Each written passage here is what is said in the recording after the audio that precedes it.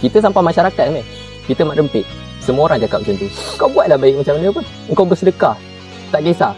Asalkan nama kau mak rempit, mesti orang kecam kau. Nila setitik, rosak susu sebelanga. Seorang je yang berlumba. Tengok siapa yang kena. Ni. Rider macam kita ni. Betul tak Syamil?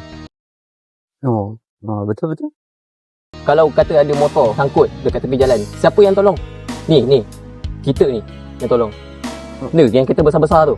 Ada nak tolong? Tengok pun tidak. Betul tak Syamil? Betul. Hobi kita mahal Syamil. Hobi kita mahal.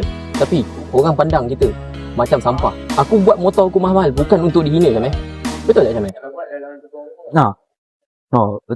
Betul. Kau dari tadi betul. Apa yang salah? Kalau ada kereta yang sangkut kat tepi jalan, accident, siapa yang datang dulu Syamil? Kita ni Syamil. Kita Syamil. Betul.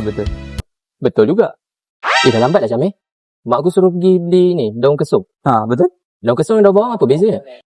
Jom lah. Betul. Kan tak motor kau. Betul.